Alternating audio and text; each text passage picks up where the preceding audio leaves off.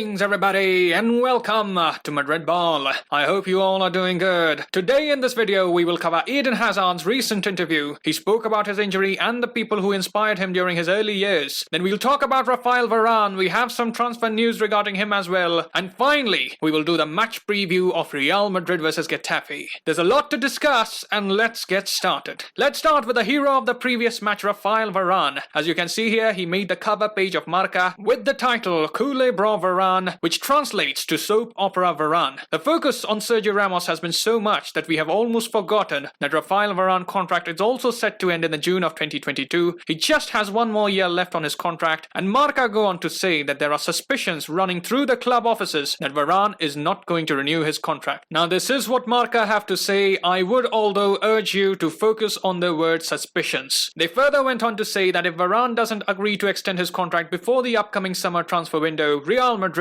would like to sell him, pursuing the target of 50 million. Real Madrid know that Manchester United and PSG have followed Varane for a long time, and the likes of Juventus and Chelsea may also be interested in the defender. They further go on to suggest that if PSG meet the demand of Varane, Real Madrid can use their strong relations with PSG to make him a part of a move for Mbappe. Varane is in his prime. He will be 28 years old in April, and his market value is the second highest in the side, along with Casemiro just behind Courtois. So Real Madrid can use Varane to bring in some cash, which would come in handy to rebuild the side in the current financial situation. The reports also say that since Real Madrid acknowledged the issue in the contracts of Varane and Ramos, that is why the need to pursue and sign David Alaba in the winter transfer market was on top of their agenda. Other options like Pau Torres, Koundé of Sevilla and Diego Carlos are also under the radar to fill in the gaps. So definitely you can see Marca coming out with all the possibilities and the domino effect the transfer of Varane can have. We know that since taking over from Pepe as the centre-back partner of Ramos, Varane has been one of the most important players of the side. Even this season he has been the most used outfield player, and ideally Real Madrid would like to keep Varane. He's a fixture in the side due to his qualities and more importantly his experience. So I do expect him to extend his contract. He is in his prime years, and although he had a very shaky start to the season, more recently he has upped his game and is again looking solid. So we will see how the situation develops, and if it takes a turn for the worse, we will analyze the Varane situation in the future. Moving on, Eden Hazard is out injured, but he spoke about his career aspirations in his most recent interview. While speaking his mind, he explained, "I'm just hoping to play football for as long as possible, and I also try to enjoy myself on the pitch. When it comes to the end of my career, I can look back at my achievements, but my priority right now is playing well and enjoying my football. I don't think about where I will be in the next few years. I try to focus on the next match and the next training session." When asked about how long he sees himself playing football, he said, "I've only just turned 30, so as long as my body feels good, hopefully I can keep playing for at least another 5 or 6 years." He also went on to speak about the importance of his family in these tough times. He said he was lucky to have the support of his family during his injury, and I quote, "When you are injured, there's only so much you can do. You can work to get better faster, but the injuries I have just had take time to heal. I just have to wait, work hard to get better, and when I'm at home, I can enjoy the time with my family." In the interview, he also revealed that growing up, he was most fond of watching the French national team. The likes of Zidane, Henry, Robert Pires, Sylvain Wiltord and Patrick Vieira were his inspiration, and due to this, he also admitted that growing up he liked Arsenal more, as many of these players played for the Gunners. He although was a bit reluctant to say that due to his strong connections with Chelsea. So those were the highlights of the interview, and now we must start the match preview of Real Madrid vs Getafe. We will be playing at the Alfredo Di Stefano. If we have a look at our opponents, Getafe are currently 13th in the table. They have 24 points from 21 games, and if we have a look at the form in the league, they have 2 wins, 2 losses and a draw in the last 5 matches. In the last 2 games away, Getafe have been hammered by Athletic and Sevilla. They lost 3-0 to Sevilla and were crushed by Athletic as they put 5 past Getafe. So surely the spirits won't be very high, and it has been a poor season for Getafe by the standards that they have set in the recent years. Last season they finished 8th in the league, and the season before they finished 5th, but this year they have struggled quite a bit. Jose Bordalas would be looking to turn things around as soon as possible if they are to be close to securing a Europa League spot. Scoring has also been an issue for Getafe. They are joint lowest scorers of the league with only 17 points, and as for the recent record against Madrid, they have failed to beat Real Madrid in the league since 2008. Now if we talk about ourselves, yet again Zidane has a very thin squad at his disposal. Have a look at the squad list. Cruz is out due to suspension, Militao and Odriozola are also out due to injury, and as you can see, a number of the youngsters have been included in the side to compensate for the absence of the first team players. The likes of Marvin Park, Chust, Mingwell, Gabriel, Arribas, Blanco have all been included. So even though they are coming up against a not firing Getafe side, the circumstances that we are going through right now will make it a tricky match for Zidane. The good news here is that Atletico have recently dropped points, Celta Vigo have held Atletico to a 2-2 draw, and now with the victory we can reduce the gap at the top of the table to 5 points. Although Atletico will still have 2 extra games in hand. Now, let's hear what Zidane had to say in his pre-match press conference. Zidane was in a happy mood this time as he faced the press. On the increasing number of injuries, he said, "There are no excuses, we know it's a difficult situation, but we want to put in a great performance. There are things that happen and there's a lot of games to play. We need everyone and we need to get the players back as soon as possible. We want to continue to regain our strength and energy, and that's the focus. We have a game tomorrow and we want to get back to our best and put in a great performance." About the opponents, Zidane said, "Getafe are a team that compete very well and so do we. We know the difficulties and the games in this La Liga season are always tough. Sides compete very well in Spain and we are going to have to work hard and fight to put in a great performance and get the 3 points." Another big talking point was the future of Zidane. He was asked whether he felt questioned by the club, to which he replied, "We are all in the same boat and I feel supported by everyone. You may think I'm just saying that, but we have to get back to doing things well like we did a month ago. There are setbacks during the season. We have to accept that and set about changing the situation. We have a great team and important players who have won a lot here. Being questioned is not going to stop us from continuing to work hard." Zidane was then asked about Karim Benzema taking free kicks and the fact that he hasn't been able to take many during his Real Madrid career. He replied, "That can happen. I could take free kicks well too and I only got to take 1 out of every 10, but he has the quality to take them just like Luka Modric as well as the others. They talk about it before and then decide. It's also something about the moment. Whoever feels good in the moment can decide to take it." And that is all from the press conference, and let's proceed to do the match predictions. In goal, I don't think there are any doubts about who's standing in between the sticks. Nacho and Varane will be back as the centre-back pairing. In the right-back position, now that Odriozola is out as well, it does look like Mendy is going to start at right-back. He played there in the previous match and even last season, he has played a few games in that position. As for Marcelo, he should be deputized in the left-back position. In the midfield, there are no options left after the suspension of Cruz. Thus, Isco, Casemiro and Modric should start the game. There are some questions here about the formation. Will Zidane make any changes in formation here? Will he use Isco in the attacking midfield role, or will he be a straight swap for Cruz? We will have to wait and see. And up front, the same trio of Benzema, Asensio and Vinicius is most likely to start. As for my match predictions, I predict Real Madrid 2, Getafe 0. This is not going to be straightforward for Madrid. It's a big challenge, but as the saying goes, the test of a man's true character